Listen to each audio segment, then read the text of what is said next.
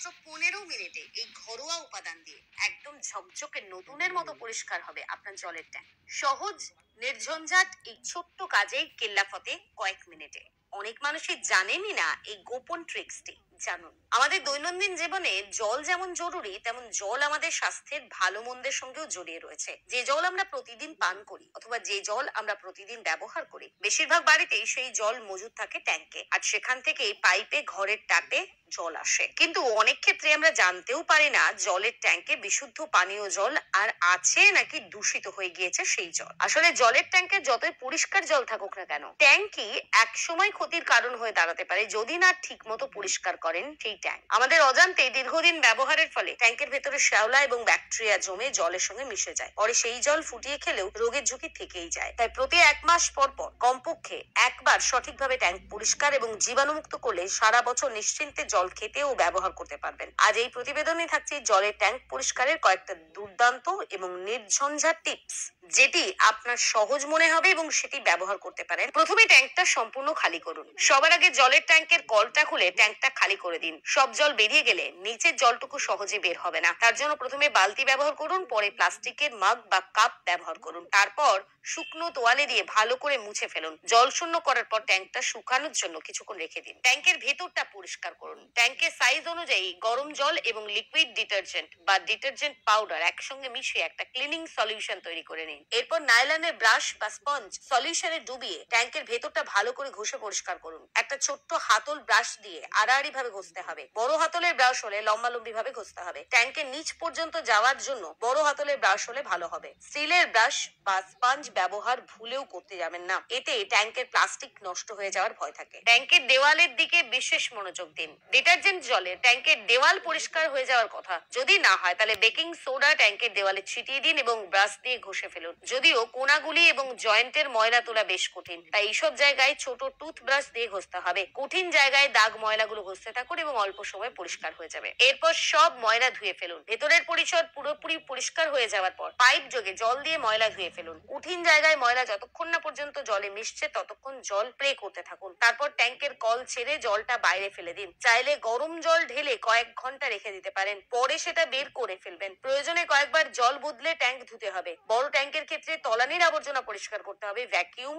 এবং শুকনো তোয়ালে বা মপিং ব্রাশের সাহায্যে। পাইপ পরিষ্কার। ট্যাঙ্কের পাইপে একটু ক্লিনিং সলিউশন ঢেলে দিন। তারপর ওয়াটার পাম্পের সাহায্যে সলিউশনটা পাইপের ভেতরে পাম্প করুন ময়লা সরানোর জন্য। তারপর গরম জল পাম্প করে পরিষ্কার করে ফেলুন। প্রয়োজনে আরো কয়েকবার সলিউশন এবং গরম জল পাম্প করে পাইপ পরিষ্কার করুন। এরপর ট্যাঙ্কটি জীবাণু মুক্ত করুন। পরিষ্কারের পরে ট্যাঙ্কটি জীবাণু মুক্ত করতে প্রথমে এটি 4 ভাগে 3 ভাগ পরিষ্কার জল দিয়ে ভরে নিন। তারপরে এতে পরিমাণ মতো ক্লোনিং ব্লিচ ঢেলে দিন। কতটুকু পরিমাণে ঢালতে হবে তার জন্য নির্দিষ্ট পরিমাপ আছে। 250 গ্যালন ট্যাঙ্কের জন্য 4 কাপ ব্লিচ, 500 গ্যালন ট্যাঙ্কের জন্য আধা গ্যালন ব্লিচ, 750 গ্যালন ট্যাঙ্কের জন্য পৌনে 1 গ্যালন ব্লিচ, 1000 গ্যালন ট্যাঙ্কের জন্য পুরো 1 গ্যালন ব্লিচ লাগবে। ব্লিচ ঢালার পরে ট্যাঙ্কের বাকি অংশ জলপূর্ণ করে নিন এবং তারপর ব্লিচ জলের সঙ্গে ভালোভাবে মিশে যাবে। নির্দিষ্ট সময় পর কল খুলে ক্লোরিন জল বের করে দিন। তলানির জলের জন্য আগের মতো তোয়ালে বা ভ্যাকিউম ব্যবহার করুন। জল ভরার আগে শুকিয়ে নিন ভালো মতে। ব্লিচিং শেষে ট্যাঙ্ক আবার শুকিয়ে নিন। ভালো মতো শুকিয়ে নিয়ে জল ভরলে কোনো গন্ধই থাকবে না। এক্ষেত্রে 7 থেকে 8 ঘন্টা খালি রাখলে ভালো হয়।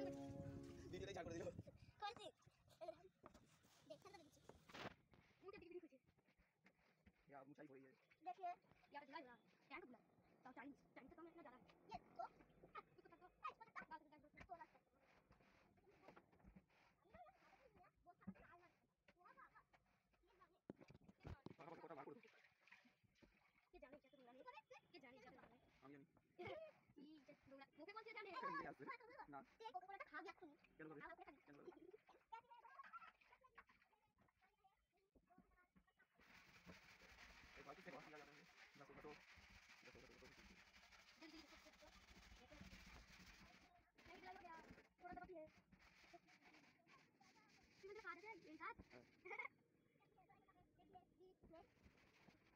हाँ। भाई टाइम बताओ ना না अच्छी ये तो मुझे दे दो चलो এটা দেখার জন্য পরিষ্কার করছে না फिर ये दिखा दे ওই দেখ पूरा हो गया হ্যাঁ ये आग बढ़ाते वीडियो दिखा दे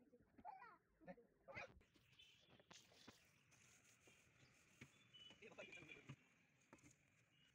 देख सकते हो गाइस पूरा टैंक साफ हो चुका है पूरा साफ सफाई तो टैंक हो चुका है साफ